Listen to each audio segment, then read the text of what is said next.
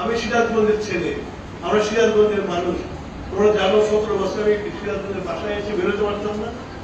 আমার বাড়ির সামনে পুলিশ, ডানে পুলিশ, বায়ে পুলিশ, গেটের কাছে আসতে বলবো তাতে ভিতরে যান, কেন উপরে নিচে রাস্তাতে বেরোতে পারবেন।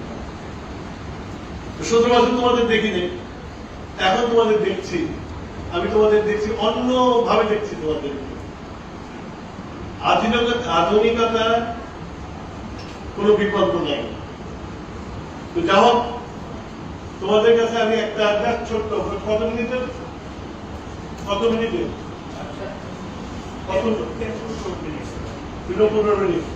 আমি একটা 15 মিনিটের প্রেজেন্টেশন তোমাদের দেবো। এমনিতে তো অন্যরকম মিটিং, 15 মিনিটের একটা প্রেজেন্টেশন দেবো। তোমরা প্রেজেন্টেশনটা দেখবা যে আগামী যে ইলেকশন আসবে ফেব্রুয়ারি মাসে, বিএনপি কি করতে চায়, বিএনপি কি ভাবছে,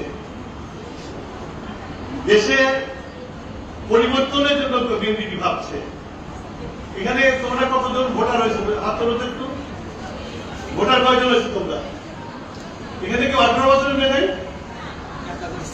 11 আচ্ছা, ভোটার হবে, ভোটার তো হবা, ভবিষ্যতে ভোটার হবা।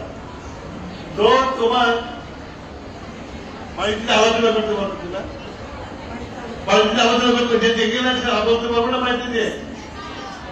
তো তোমরা এটা দেখো, দেখে যে আমরা কি করতে চাই, তারেক রহমান সাহেব কি করতে চায়। তারেক রহমান সাহেবের বাবা জিয়াউর রহমান, তোমরা তো নাম শুনেছ। এই দেশে একটা বিরাট পরিবর্তন আনিয়েছিল। এই দেশটাকে বলা হতো, উনি আসার আগে এই দেশটাকে বলা হতো বটমলেস বাস্কেট।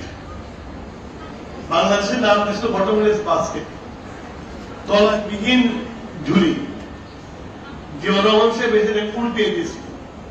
উল্টিয়ে দিয়ে আমাদের খাদ্য অভাবে দুর্ভিক্ষে মানুষ মারা গেছে, উনি এসে খাদ্য এত উৎপাদন করলেন আমরা এক্সপোর্ট করি।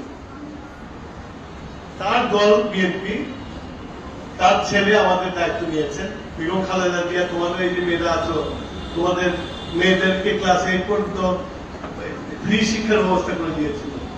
তারপরে বারে এসে উনি ক্লাস 10 পর্যন্ত মেয়েদের শিক্ষা ফ্রি করে দিয়েছেন। তো আমরা যখন আসি তখন আমরা রিফর্ম করি, সেই রিফর্মের কথাই তোমাদের বলছি। দেখে তোমাদের মনে কোনো প্রশ্ন আসলে আমাকে করবে, আমি উত্তর দেব। তার মানে তোমাদের কাঠগড়ায় আমি দাঁড়াবো, বুঝছো? তোমরা আমার কাছে উত্তর দেবে, উত্তর দেবো, ঠিক আছে?